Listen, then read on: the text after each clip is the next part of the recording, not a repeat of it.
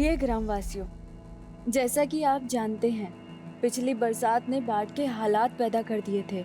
सबकी फसलें बिगड़ गई थी, सबकी जिंदगी उजड़ गई थी। लेकिन एक उपाय है जो सबको फिर से आबाद कर सकता है, पर उसके लिए कुछ लड़कियों को कुर्बान करना होगा। वो लड़की चाहे किसी की बहन हो, बेटी हो या बीवी हो, चलेगी।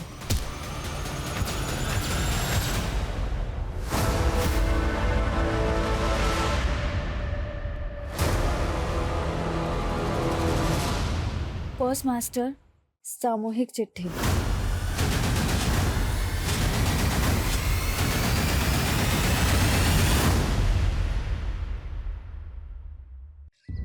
हम ऐसे गांव में रहते हैं जहाँ दूर दूर तक सिर्फ जंगल है। लगता था जैसे पूरे देश से कटे कटे कहीं वीरानी में रहते हैं। हमने तो सोच लिया था पंख लगा के कहीं फुर हो जाएंगे, लेकिन एक गलत फैसले ने हमको आसमान से सीधा धरती पे ही गिरा दिया। तो चांदी सा बदन मिट्टी में मिला लियो तुम। हमको छोड़ के बहुत बड़ी गलती की हो तुम रेणुका। गलती तो तोरे पे भरोसा करके की हमने। तुम्हारे अंग अंग पे हम अपनी छाप छोड़े हैं। हमसे बड़ा ना कोई आशिक हुआ है, ना ही कोई बड़ा जालिम। छोड़ो मैं। हमारी झूठन है तू। ये तू जाके दिखा अपने पति को। तेजाब है ये, पूरे साथ साथ तोरे पति को भी जला देगा।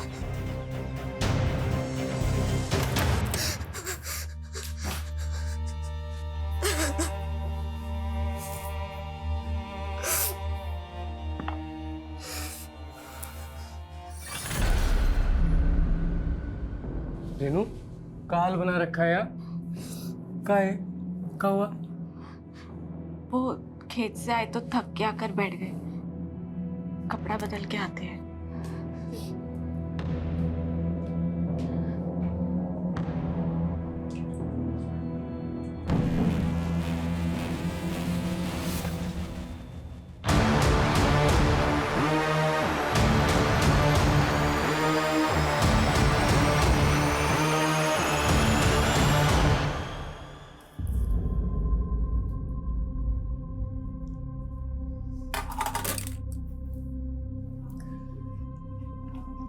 भाई वाह, कितना स्वादिष्ट खाना बनाई हो। ऐसा लग रहा है कि मसाले के साथ प्रेम का छौंका लगा दिया। खुल के मुस्कुरा भी नहीं रही हो। कोई बात है का? बोलो ना। राशन खत्म हो गया है। राशन? हाँ, और बनिया इस बार उधार नहीं देगा, बकाया है उसका। तुम इतना भी नहीं समझते का? मोहनवा मिला था ना, अब उसका नाम जुबान से निकल नहीं रहा है। वो हम आपको परेशान नहीं करना चाहते थे। परेशानी पहले कोनो कम है का? ऊपर से राशन, जेब में कौड़ी नहीं है। खाने पे काहे गुस्सा रहे हैं? तो किस पे गुस्सा है? अब नहीं जाता खाना वाना हमसे। परेशान मत हो दीदी, इस बार बारिश की वजह से जो फसल बिगड़ी है उसी से हताश है भैया, और कुछ नहीं। हताश तो हम भी गए हैं जीवन से मीनू। कभी कभी मन करता है कि जहर खा के हम खुद ही मर जाएं। दीदी ऐसा मत बोलो, सब ठीक हो जाएगा। अच्छा, राशन खत्म हो गया ना, हम तुम्हारे जेठ जी से कह के मंगवा देंगे। नहीं नहीं मीनू, हम कुछ कर लेंगे। अरे माना कि हम उम्र में छोटे हैं, लेकिन रिश्ते में तो हम बड़े हुए, तो अब एक जेठानी अपनी देवरानी का ख्याल भी ना रखे।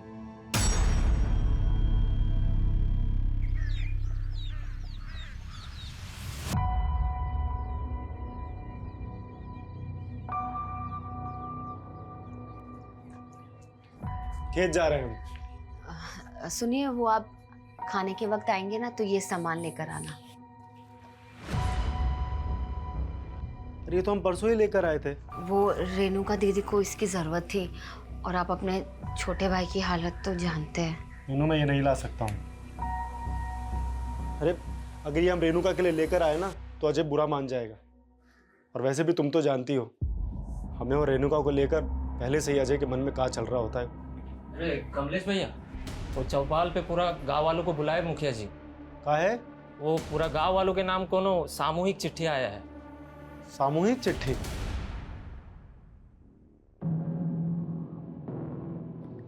अरे माँ बाप का सेवा में काहे समय बर्बाद कर रहे हो? विधायक हो गए हो, जनता का सेवा करो। बाबा हम जो भी हैं आपके ही आशीर्वाद से हैं। हमको बेटे का भी थोड़ा फर्ज निभाने दीजिए ना। राकेश देखो ना, अब हमें इससे भी अच्छे से नहीं दिख रहा। लगता है नंबर बढ़ गया है। फिर से चेक करवा दो ना हमारा आँख। अरे हम ले चलेंगे तुमको, उसको बहुत काम रहता है। भैया जी, मुखिया जी संदेशा भिजवाए हैं। उनकरा गांव में कोनो चिट्ठी आई है, बड़ा बवाल मचा है। कौन सी चिट्ठी?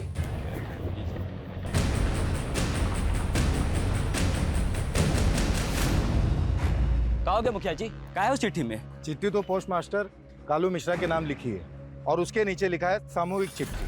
प्रिय ग्रामवासियों, जैसा कि आप जानते हैं, पिछली बरसात में बाढ़ की स्थिति पैदा हो गई थी। सबकी फसल बिगड़ गई और सबकी जिंदगी उजड़ गई। लेकिन एक उपाय है जिससे फिर से सबकी जिंदगी आबाद हो सकती है, पर उसके लिए आपको कुछ लड़कियों को कुर्बान करना पड़ेगा। ये क्या बात हो गई? क्या बोले जा रहे? रुक जाइए, पहले इन्हें पढ़ने दीजिए। कल रात 12 बजे पहली लड़की को गांव की सीमा समाप्ति बोर्ड के पास छोड़ जाइए। फिर देखना अगले दिन से गांव के हालात बदलना शुरू हो जाएंगे। इसके लिए आप हर हफ्ते एक लड़की का इंतजाम कर दीजिए और बचा लीजिए गांव को, गांव का मसीहा। अरे कौन कर रहा है ऐसी मांग हमारी बहन बेटी के बारे में? अरे ये वही बाबा होगा जो बलि देना चाहता अरे था। जो भी है छोड़ेंगे नहीं उसे। देखिए देखिए सुनिए, जिसने भी हमारे साथ ये गंदा मजाक किया है उसका हम पता लगा के रहेंगे। और रही बात फसल की, तो हम आपको आश्वासन देते हैं, इसके लिए हम सरकार से राहत राशि का मांग कर रहे हैं। लेकिन विधायक जी, आधे से ज्यादा परिवारों में एक वक्त का राशन भी नहीं है और जल्दी में अगर कुछ नहीं हुआ तो ये सब का भी यही हाल हो जाएगा। अरे चिंता काहे करते मुखिया जी, सरकार नहीं की तो हम है ना, हम अपना भंडार खोल देंगे। हम कल से ही सबको 5-5 किलो चावल दाल गेहूं देने का ऐलान करते हैं। तालियां! विधायक जी की जय! विधायक जी की जय! विधायक जी की जय! विधायक जी की जय!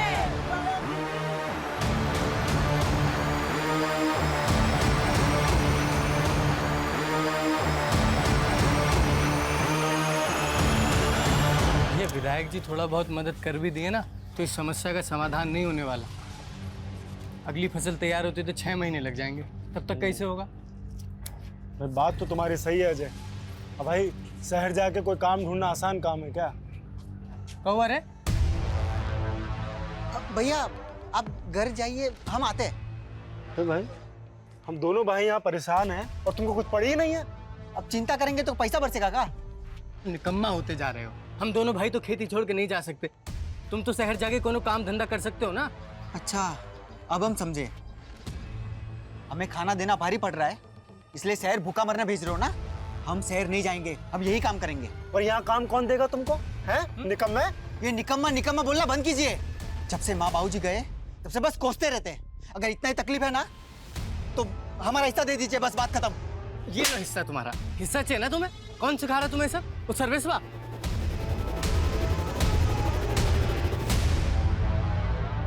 ये तुम्हारा विधायक भाई तो हाथ ही नहीं आ रहा है। क्या बोले थे तुम हमको? तुम्हारा भाई हमारे नए प्लांट के लिए हमें जमीन दिलवाएगा। कब दिलवाएगा? गांव वालों का मसीहा बन रहा है राकेश, इसलिए आपको जमीन नहीं दिलवा रहा। लेकिन आप चिंता मत करिए, हम है ना, आपको ये जमीन भी दिलवाएंगे और आपका प्लांट भी वहीं लगवाएंगे।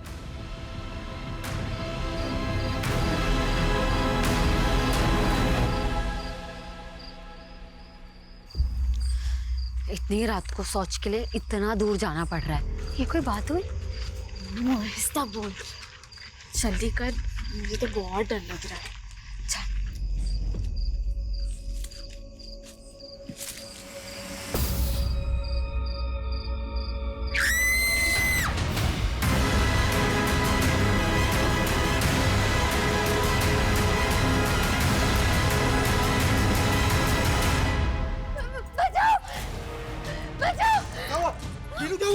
क्या हो गया?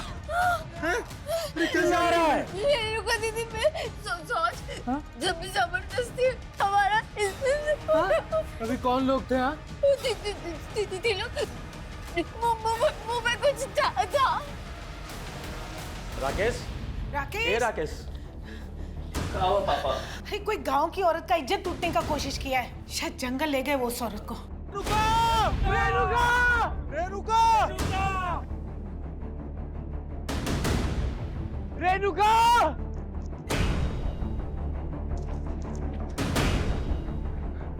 क्या हो गया? विधायक जी, हमारी बीवी और भाभी सोच के लिए आए थे। बीवी को भाभी बताए 3 लोग मुंह ढक के आए, हमारी बीवी को उठा के ले गए। हमें कुछ समझ नहीं आ रहा, पता नहीं हमारी बीवी के साथ क्या करेंगे। विधायक जी बचा लीजिए हमारी बीवी को। जिसने भी सब किया है उसको छोड़ेंगे नहीं, पर पहले अभी तुम्हारे बीवी को ढूंढना जरूरी है। चलो चलिए सब लोग, चलिए। रेणुका!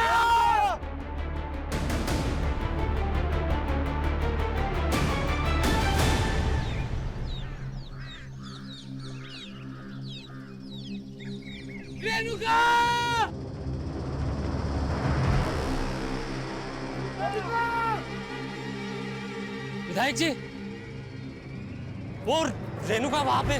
चल चल चल चलो चलो। हाँ।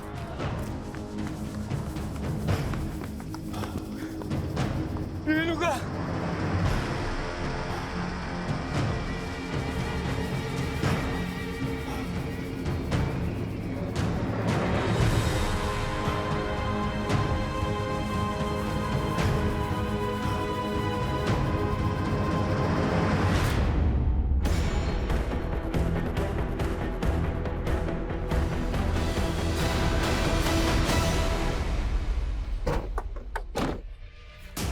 चलिए पीछे हटिए, पीछे हटिए, पीछे हो जाइए। आइए पीछे आइए।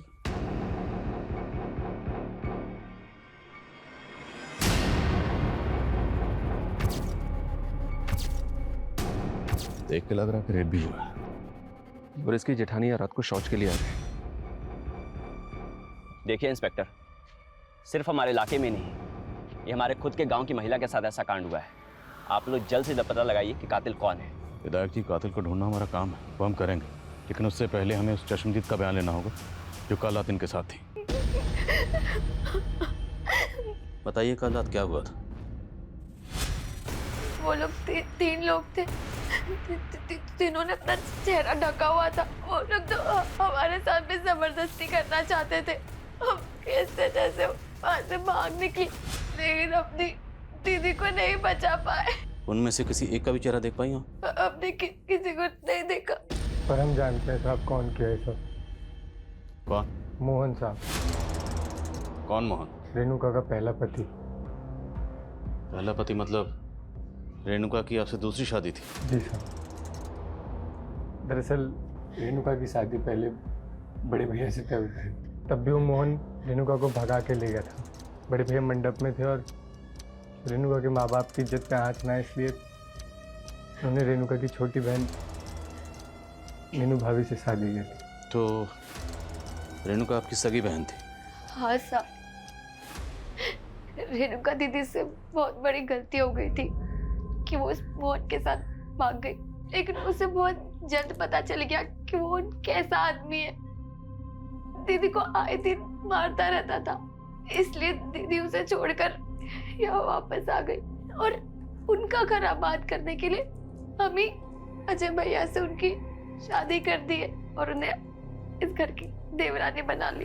पर साहब मोहन से नहीं बर्दाश्त हो रहा था ये। हमरे अलावा तो किसी और की नहीं हो सकती। चल छोड़ से, काट देंगे, बता रहे हम, मार देंगे। तू काटेगा? हाँ हम काटेंगे। जो चीज हमारी नहीं हो सकती ना, वो किसी और की भी नहीं होगी, समझे? हमें तो भरोसा है साहब, मोहन नहीं किया है। हम तुम्हारे लिए रेणुका को कुर्बान किए, पर तुम हमी को धोखा देकर किसी और के साथ सो रही हो। धोखा तो तुम दिए हो हमें, सिर्फ एक रेणुका नहीं थी तुम्हारी जिंदगी में। हमसे जवान लड़ाएगी? तुमसे जवान लड़ाएगी तो? हमारी बीवी है, जब मारे या पीटे। जैसे तूने अपनी पहली बीवी रेणुका को मार दिया। हाँ? रेणुका मर गई? मरी नहीं, तूने उसे मार दिया है। नहीं। तेरी तो थाने चल के उतारते हैं। ले चलो इसे। विनायक जी, वो रेणुका का लाश वहीं नजदीक में मिला, जहां वो चिट्ठी भेजने वाला गांव का औरत को मिलने के लिए लिखा था। कहना क्या चाहते हैं आप? रेणुका को वहां जानबूझ के भेजा होगा। उसका पति और भैंसुर तो कह रहे हैं कि वो अपना गोतनी के साथ शौच के लिए बाहर गया था। हाँ, मास्टर जी, हम आपको कहे थे चिट्ठी के बारे में पता करने के लिए। पता किए? चिट्ठी पर संतो डाक खाने का मुहर था, वहीं से किसी ने भेजा होगा। लेकिन ये बात पता करना मुश्किल है कि उसको भेजने वाला कौन होगा। संतो गांव।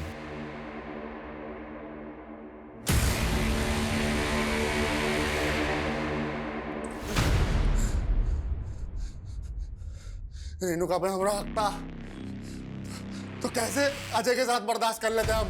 पहले उसको छोड़कर दूसरी शादी कर ली, और दूसरी शादी करने के बाद पहली बीवी वापस चाहिए। हाँ, चाहिए थी। रेणुका धोखा दी थी हमको, और जो हमको धोखा देता है उसको बख्शते नहीं है हम। इसलिए रेणुका को मार दिया? हाँ, मार दिया। मारने से पहले उसके साथ रेप भी किया था? हाँ, किया होंगे शायद, हम बहुत न सहमत है। अब ये बताओ, तेरे साथ दो लोग और कौन थे? कौन दो लोग? वही दो लोग जिनके साथ मिलकर तूने रेणुका का रेप और मर्डर किया। अरे हम खुद थे अकेले। बता दो दिया सब कुछ जो बताना था। ये इसने मानेगा, उसको उल्टा लटकाओ और तब तक उसको उधेड़ते रहो जब तक उन दो लोगों का नाम ना बताए। कौन दो लोग? अरे कौन दो लोग? रेणुका की बहन मीनू ने बताया था कि उन पर हमला करने वाले 3 लोग थे, पर ये मोहन, ये तो अपने अलावा किसी और का नाम ही नहीं ले रहा। लगता है इस मोहन का नशा अभी तक उतरा नहीं है सर। इसकी एक बार और धुलाई होगी ना तो ये बाकी 2 नाम भी उगल देगा। हालांकि वो साफ साफ कबूल कर रहा है कि उसी ने किया, पर मुझे उसकी बात पर यकीन नहीं हो रहा। लेकिन सर उसने ये कबूल तो किया है कि रेणुका को उसी ने मारा है। हाँ, लेकिन अगर कोर्ट में जाके मुकर गया तो? उसका बयान गवाहों के बयान से मैच नहीं हुआ तो? कोर्ट में उसे पेश करने से पहले हमारे पास कंक्लूसिव एविडेंस का होना जरूरी है। सर रेणुका की प्रिलिमिनरी पोस्टमार्टम रिपोर्ट के हिसाब से ये तो क्लियर कि उसका रेप हुआ है, लेकिन उसकी बॉडी पे कहीं भी नहीं मिले। हो सकता है कि रेपिस्ट ने कॉन्डोम यूज किया। अगर ये कांड वाकई मोहन ने किया है तो बाकी 2 लोग कौन थे जिन्हें ये बचाने की कोशिश कर रहे? सर गांव वालों से एक अजीब सी बात पता चली है। रेणुका की हत्या के कुछ दिन पहले गांव में एक चिट्ठी आई थी, और सर वो चिट्ठी गांव के सभी लोगों के लिए थी। कैसी चिट्ठी? अरे विवेक, तुम कब आए शहर से? बस अभी आए भैया। तिवारी जी, ये दोबारा आपसे मिलने की जिद कर रहे थे तो हमने सोचा बुला ले। बैठो। हम चाय भिजवाते हैं। देखिए, हम आप लोगों को पहले ही क्लियर कर दिए थे। देखिए राकेश जी, अगर ये प्लांट पहले बना होता तो आज गांव के लोग उसमें काम कर रहे होते, और फसल क्या बिगड़ गई, सब भूखे मर रहे हैं। देखिए, गांव में पहले एक मौत हुई है, हम बहुत डिस्टर्ब्ड हैं। आप लोग जाइए अभी। भैया एक मिनट, मेरी बात तो सुनिए। भैया देखिए, ये ना सबसे अच्छा मौका है। सारे गांव के लोग भूखमरी से परेशान हैं, और गांव में अभी भी एक मौत भी हुई है। सबका ध्यान वहाँ भटका है। आप ना इनको प्लान के लिए अप्रूवल दे दीजिए। इसमें हम सबका फायदा है, आपका, हमारा, सबका फायदा है इसमें। बस कर विवेक, हम अपने फायदे के लिए गांव वालों को धोखा दे दे। और सुनो, अगर तुम दोबारा इनको यहाँ लेकर आए ना तो हमसे बुरा कोई नहीं होगा। जाओ, चुपचाप चाय पिलाओ और निकालो यहाँ से।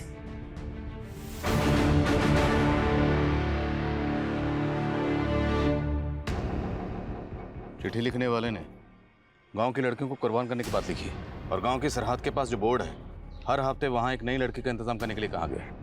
और चिट्ठी लिखने वाला खुद को गांव का मसीहा बता रहा।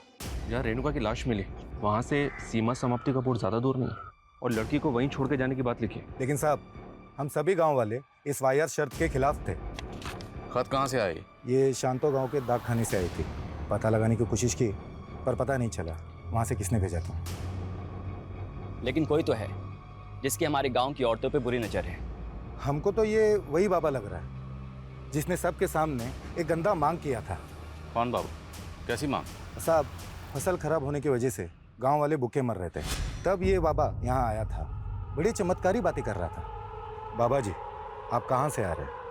आपके लिए भोजन पानी का प्रबंध करें? बच्चा, यहाँ तो भूखमरी फैली हुई, इतने लोग भूखे पेट सो रहे हैं। हम यहाँ भोजन नहीं करेंगे, हमसे ये पीड़ा देखी नहीं जा रही। बाबा जी, इस पीड़ा का कोई उपाय है? क्यों नहीं, इसलिए तो यहाँ आए। कैसा उपाय बाबा जी? पूजा करना होगा, और इस पूजा में एक इंसान की बलि देनी होगी। जानते भी हैं आप लोग, बलि देना कानूनन जुर्म है, और आप लोग चिंता काहे कर रहे हैं? इस समस्या का समाधान हम मिलकर निकाल लेंगे। और रही बात गांव की, तो हम गांव के लिए ज़्यादा से ज़्यादा चंदा इकट्ठा करेंगे। बस आप लोग इस अंधविश्वास में मत पड़िए। विधायक जी सही बोले थे, इसीलिए हम सब उस बाबा की बातों में नहीं आए। एक बाबा गांव में आया और वो बलि देने की बात कर रहा था। आप दोनों जिम्मेदार ओहदों पर हैं, सरपंच, विधायक। आपको पुलिस को इतला करनी चाहिए थी। कौन था वो बाबा, कहाँ से आया था? मालूम नहीं सर। आपने उसकी शक्ल तो देखी होगी, चेहरा याद होगा उसका? जी साहब, याद है। स्केच बनवा सकते हैं? बिल्कुल सर, इस बाबा की तलाश तो करते हैं, पर मुझे ऐसा लग रहा है कि उस खत को रेणुका के मर्डर से जोड़ के देखना ठीक नहीं है। मोहन तो पहले कबूल कर चुका है। अगर ये मोहन ने किया है तो बाकी 2 लोगों का नाम क्यों नहीं बता? क्योंकि मीनू कह रही थी कि वो 3 लोग थे, तो बाकी 2 लोग कौन थे? मीनू, हम मोहन के लिए ना कमलेश जी जैसे इंसान को धोखा दिए थे, और तुम बोल रही हो कि हम उसके छोटे भाई के साथ शादी कर लें। दीदी, हमें तुम्हारी चिंता है। अब तो हमारे माँ बाप जी भी नहीं रहे, और तुम ऐसे अकेले रहोगी तो वो मोहन तुम्हारा जीना मुश्किल कर देगा। और कमलेश जी को भी हमने मना लिया है, वो जानते हैं कि वो मोहन ही गलत था। वो लोग तो तुम्हें एक दूसरा मौका देना चाहते हैं।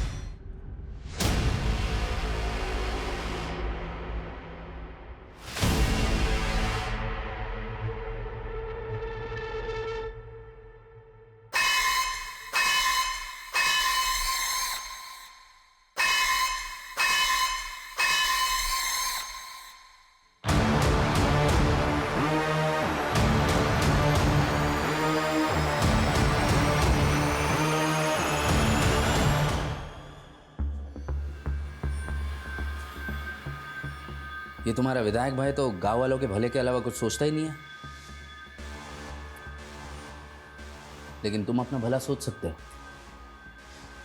सोचो कल को ये प्लांट लग गया ना, तुम्हें भी बढ़िया सी कमीशन मिल जाएगी।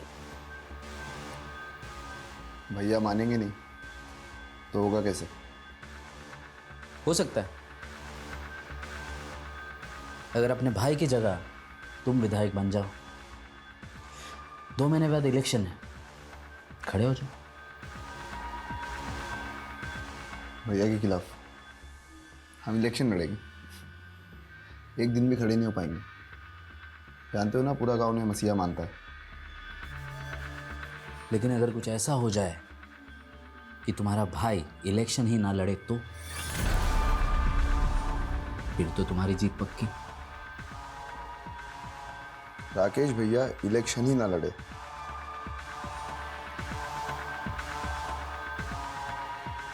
ऐसा तो सिर्फ एक ही सूरत में हो सकता है।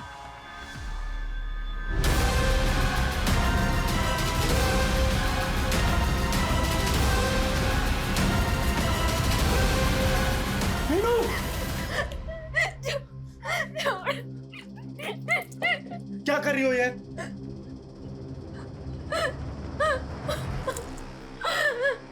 रेणुका दीदी के माथे पे बिल्कुल अच्छा नहीं लगता। भाभी, तुम्हें कुछ हो गया तो भैया तो टूट जाएंगे ना। हमें ना अभी रेणुका के कातिलों को सजा दिलवानी है। किरण! किरण! छूट गए तुम। तू क्या सोची हमारे अंदर होते ही अपने आशिक की हो जाएगी? यहीं सो रहे थे ना तुम दोनों? कहाँ है वो? यहीं छुपा कोई नहीं है। हम कह रहे हैं ना, कोई नहीं है। देखो, हमारी बात सुनो, कोई नहीं है यहाँ। चुप! कहाँ है वो? जब हम बोल रहे हैं कोई नहीं है यहाँ, समझे आप? जिंदा नहीं बचेगा तेरा आशिक। जानती हो ना, हमारी पहली बीवी का भी हत्या का आरोप है हम पे। तो मुझे पुलिस वाले छोड़ काहे दिए? मोहन को पकड़ने वाला आज तक तो पुलिस वाला पैदा नहीं हुआ है, समझी? बड़े साथी रहे हम।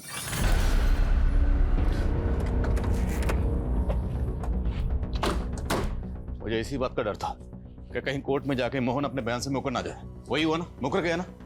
और हमारे पास कोई कंक्लूसिव एविडेंस नहीं था, इसलिए कोर्ट ने उसे जमानत दे दी। समझ में नहीं आ रही कि इसका गेम क्या है सर। लॉकर में बोलता है कि उसने मारा है और कोर्ट में जाके मुकर जाता है। देखते हैं कब तक मुकरेगा।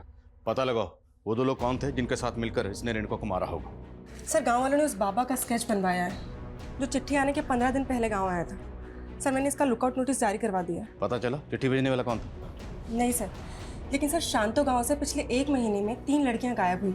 सर, 2 दिन पहले उनमें से एक लड़की की लाश मिली, सीमा। सर, रेणुका की तरह इसका भी रेप हुआ है।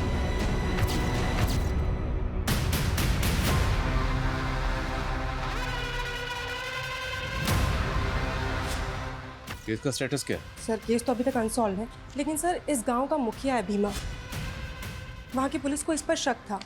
सर इन तीनों लड़कियों के घर वालों ने इससे ब्याज पे पैसे लिए थे और इसकी इन तीनों लड़कियों पे बुरी नज़र थी, लेकिन सर पुलिस को इसके खिलाफ कुछ भी नहीं मिला। क्या इन तीनों लड़कियों के केस का रेणुका के केस से कोई ताल्लुक हो सकता है? सबसे चौंकाने वाली है वो चिट्ठी जिसमें हर हफ्ते एक लड़की की मांग की गई। जरा पता करो इन दोनों गांवों में ऐसा क्या कॉमन है जिसका हमारे केस से ताल्लुक है। और बोलो।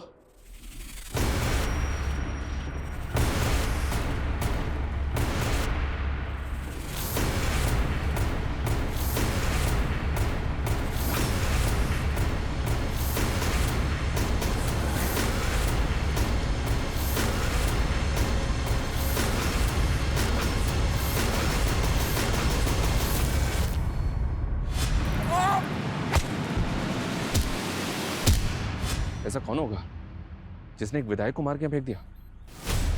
शायद मारकर फेंका नहीं गया, यही मारा गया। कौन मारा है हमारे विधायक जी को? हाँ बताइए, कौन मारा है? किसने मारा है? छोड़ेंगे नहीं छोड़ेंगे। देखिए बात सुनिए, चुप हो जाइए, चुप हो जाइए आप। पुलिस अपनी कार्रवाई करेगी, भरोसा रखिए। लेकिन मैं आपसे अपील करता हूँ, आप में से कोई ऐसा काम नहीं करेगा जिससे इलाके का अमन चैन बिगड़े। पुलिस को अपना काम करने दीजिए। विधायक जी की बॉडी को सबसे पहले किसने देखा? सुबह शौच के लिए आए थे, तभी देखा था हमने। साहब ये वही है जिसने रेणुका का मर्डर किया है। कौन? मोहन, जिस पे तुमने पहले भी शक जताया था? हाँ साहब वही मोहन, लेकिन आप उसे छोड़ दिए थे। उसके बाद हम विधायक जी के पास गए तो उन्होंने हमें आश्वासन दिया था कि वो हमें इंसाफ दिलवा के रहेंगे, लेकिन अब देखिए उनके साथ क्या हो गया।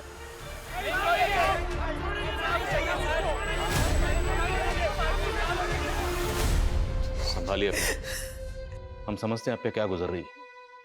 विधायक जी की मौत से पूरे इलाके के लोग सकते में नहीं बल्कि सदमे में हैं। पर हमें विधायक जी की लाश बाहर जंगल में मिली। वो जंगल में क्यों गए थे? वहां कुछ काम था उन्हें? वो कल माधव के साथ शहर गए थे।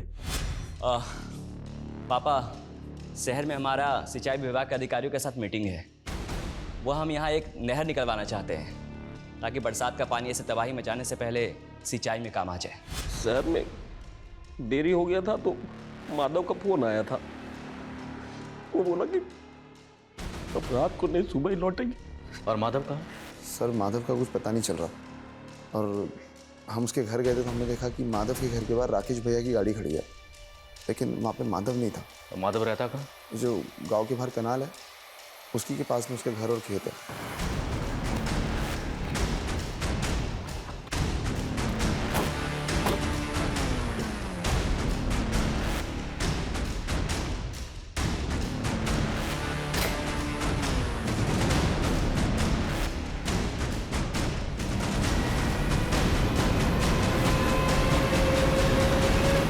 सर घर में कुछ भी सस्पिशियस तो नहीं मिला है, लेकिन विधायक जी की कार यहाँ पे खड़ी हुई है। इसका मतलब ये है कि विधायक जी रात में यहाँ जरूर आए होंगे। माधव विधायक राकेश का राइट हैंड, अगर उसने ये किया तो किस मकसद से? Excuse me. हाँ बोलो। ठीक है, हम आ रहे हैं। सर, राकेश की जिस जगह पे लाश मिली थी उस जगह के पास में ही माधव की बाइक मिली है।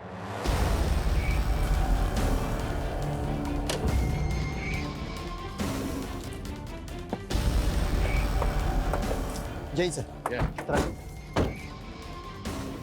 सर ये रही बाइक, और सर बाइक पे चाबी भी लगी हुई है। तो क्या विधायक जी ने अपनी कार माधव के घर पे खड़ी की और माधव की बाइक से यहाँ पर आए, या फिर माधव उन्हें यहाँ लेके आया? और शर्मा, सवाल ये है कि अगर माधव इस कांड में शामिल है तो अपनी बाइक यहाँ छोड़कर क्यों जाएगा?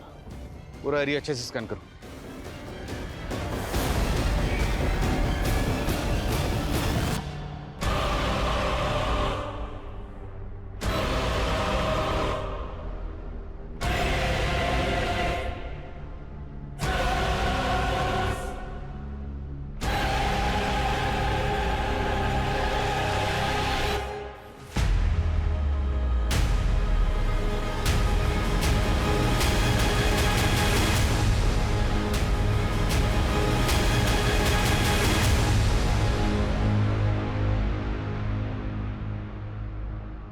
सर राकेश और माधव के फोन कल एक ही साथ बंद हुए थे।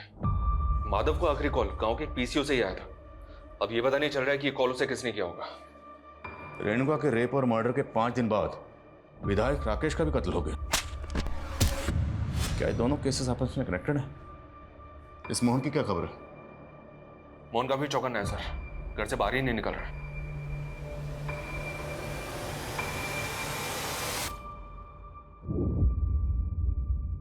नजर बनाए रखो इस पे।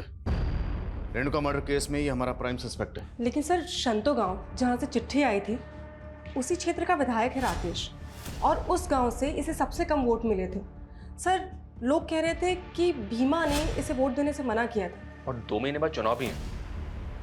सर कहीं राकेश की मौत के पीछे कोई पॉलिटिकल एंगल तो नहीं? पर हमें यह नहीं भूलना चाहिए कि शंतो गांव से 3 लड़कियां गायब हुई थी। इनमें से सीमा नाम की लड़की की लाश मिली थी, और इन तीनों केसेस का प्राइम सस्पेक्ट ये मुखिया भीमा ही है।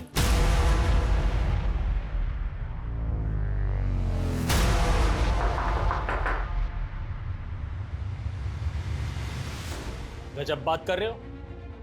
उस सीमा को मारने में हमारा हाथ होता तो ऐसे घर पर बैठे होते हम। अब घर के अंदर और घर के बाहर क्या करते हैं, आपके चरित्र का पूरा विस्तार पूर्वक वर्णन है हमारे पास। और सिर्फ सीमा ही नहीं, आपके गांव की 2 लड़कियां और गायब है, और आप और आपका गुट विधायक राकेश के खिलाफ था ना। तो इसका क्या मतलब? उसका मर्डर का इल्जाम भी हमारे माथे मर दोगे? इल्जाम नहीं मढ़ेंगे, अगर मर्डर किया है तो साबित करेंगे। फिलहाल आप ये बताइए कि आपके गांव से ये फतिंगा गांव चिट्ठी गई थी, उस चिट्ठी में आपका रोल और मकसद क्या है? ऐसा है इंस्पेक्टर साहब, हवा में बात मत कीजिए। किसी भी चिट्ठी से हमारा कोई लेना देना नहीं है। छोड़ो मुझे, छोड़ो, छोड़ो, छोड़ो, बचाओ, बचाओ, छोड़ो, छोड़ो, छोड़ो। क्या हो रहा है सब? पकड़!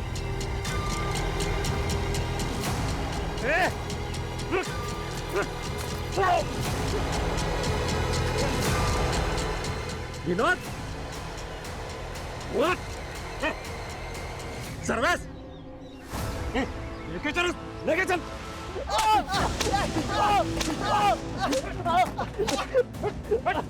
देखिए साहब, ये रेणुका का देवर और उसका दोस्त क्या हरकत किए हैं।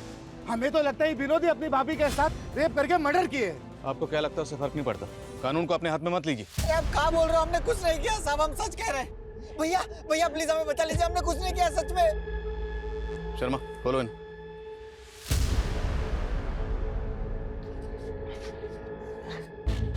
फोन कहाँ तुम्हारे?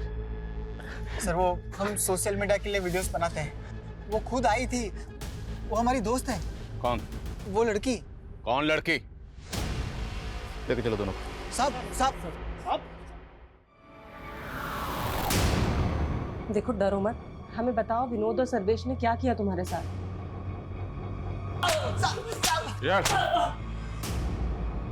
साहब हमने आपको कहा था ना, वो हमारी दोस्त थी। उस लड़की ने तुझे बचा लिया, और तुम दोनों के मोबाइल में ये तेरी भाभी रेणुका का वीडियो क्या कर रहा है? ये तो हमें विनोद ने दिया था। साहब गलती हो गई थी, भटक गए थे जो इनका वीडियो बना लिए।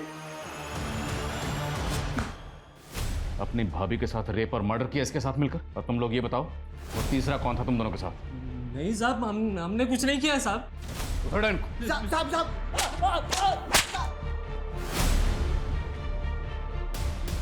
अब गलती हो गई उससे, माफ कर दीजिए, छोड़ दीजिए साहब। उसके मोबाइल में हमें रेणुका का वीडियो मिला, न्यूड वीडियो।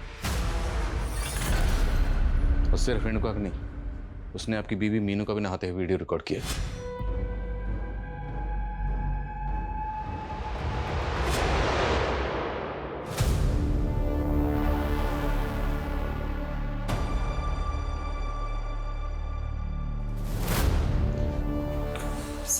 खबरियों से बाबा परंतु की लीड मिली।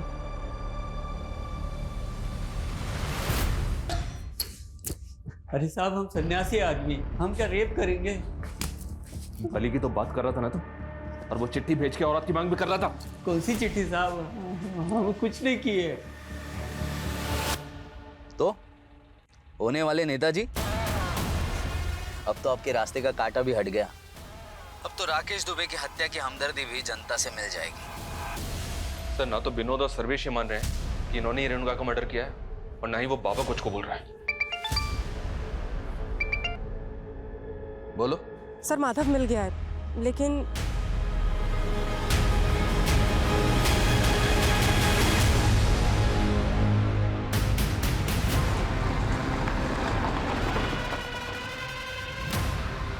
सर जहाँ राकेश जी की लाश मिली वहाँ से ये जगह 1000 मीटर की दूरी पे। और सर रात को बारिश होने की वजह से यहाँ गड्ढे में पानी भर गया था, इसलिए पता चला कि यहाँ गड्ढा खोदा हुआ है। मतलब उस रात सिर्फ विधायक राकेश ही नहीं, माधव का भी कत्ल हुआ। और गड्ढा इसलिए खोदा गया ताकि माधव की लाश को यहाँ छुपाया जा सके और हमें लगे कि माधव गायब है, हमारा शक किसी पे जाए। सब कुछ सोच समझ के प्लानिंग के साथ किया गया। सर इस गड्ढे में माधव के साथ साथ ये राकेश जी का भी फोन मिला है। इस फोन का डाटा रिकवर करो। शायद ये कत्ल रेणुका के कत्ल और मर्डर की आड़ में किया गया, ताकि हमें ये लगे कि दोनों मर्डर्स आपस में कनेक्टेड हैं। अब हमें रेणुका के कातिल के साथ साथ विधायक राकेश और माधव के कातिल को भी ढूंढना होगा।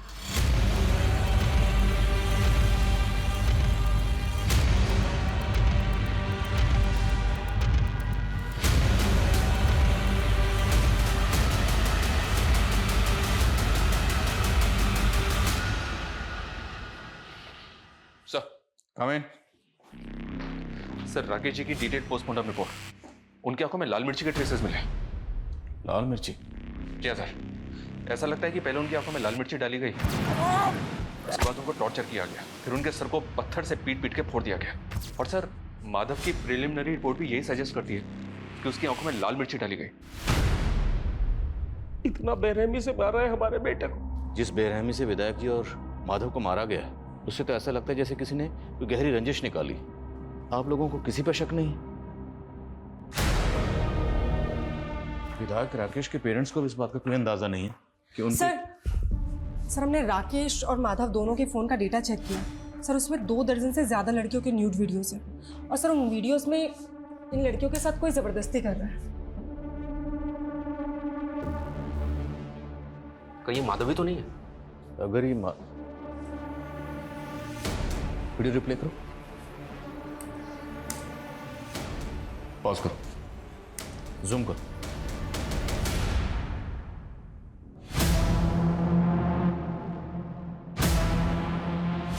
माधव का घर, मतलब ये सारे कांड माधव के घर में हो रहे थे। शर्मा, माधव के घर को एक बार अच्छे से स्कैन करो और पता लगाओ वीडियो में जो बाकी लड़कियां हैं वो कौन है। सर ये लड़कियां फतिंगवा गांव की लग रही हैं, क्योंकि सर इसमें से एक वीडियो मीनू का भी है।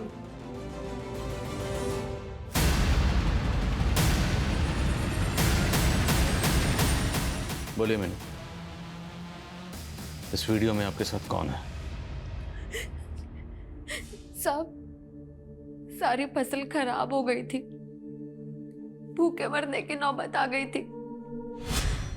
हम तो बस उसके पास मदद लेने गए थे। देखो मीनू, हम तुमको बचपन से जानते हैं, तुम हमारे साथ पढ़ी भी हो। चिंता मत करो, हम तुम्हारे पति की नौकरी शहर में लगवा देंगे।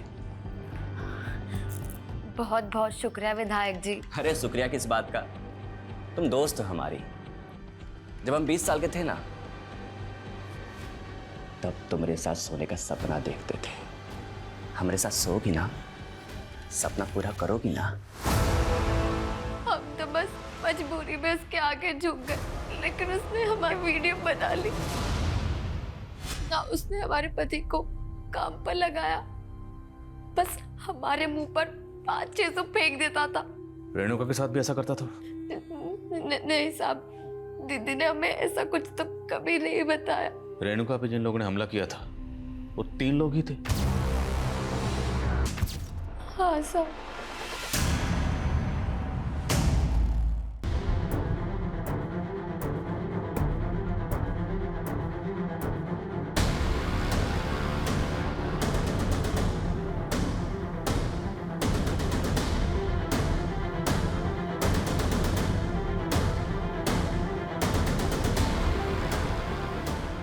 Sir coming.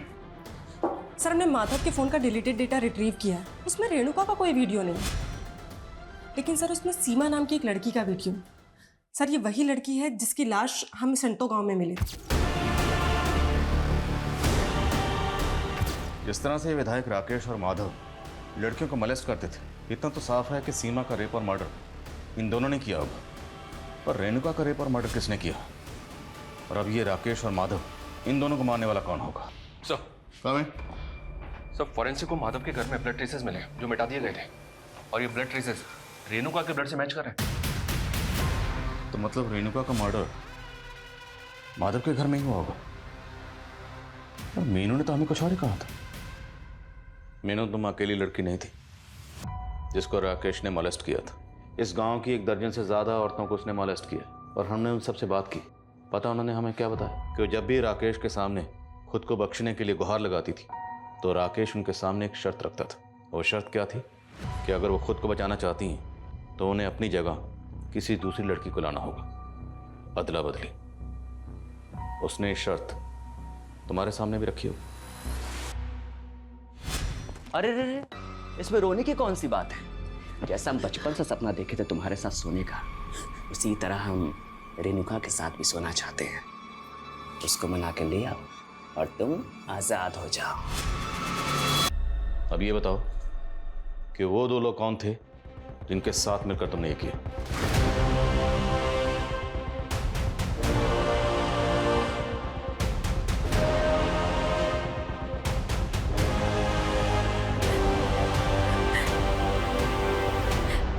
साहब, उसने हमें मजबूर कर दिया था,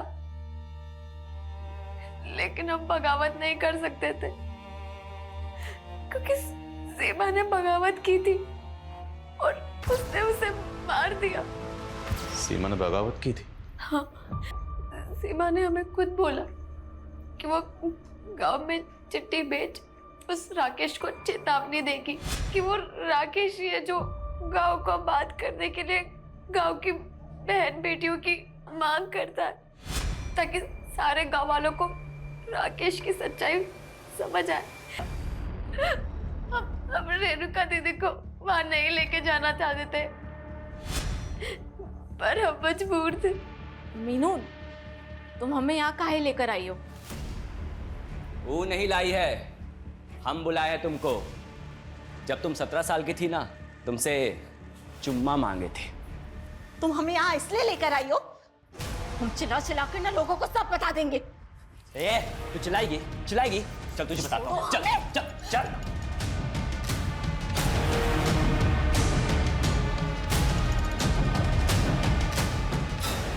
उसने हमारे सामने हमारे रेणुका दीदी को मार दिया।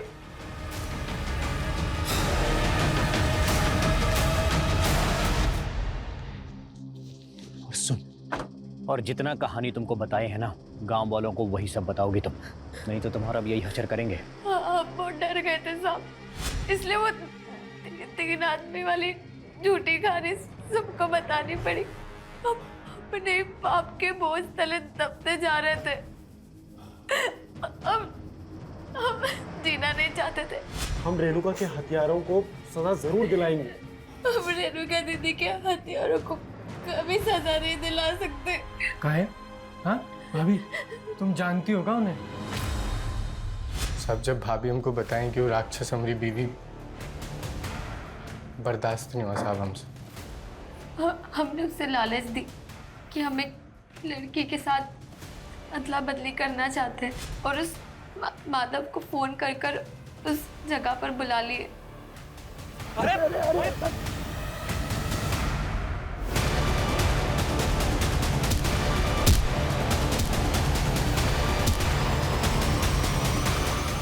और सब माधव को हम ही काट दिए ताकि आपका शक उसी पे जाए।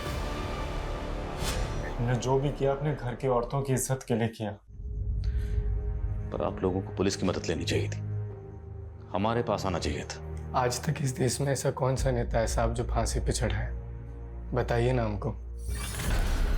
सर जैसा इन लोगों ने कहा, 70% केसेस में तो ऐसा ही होता है। बड़े लोगों की सुनवाई चलती रहती है, और सर विक्टिम को सालों साल इंसाफ नहीं मिलता। हमारे मुल्क के जुडिशियल सिस्टम का ढांचा कुछ ऐसा है जहां पर किसी भी गुनहगार को सजा देने से पहले हर पहलू पर गौर किया जाता है।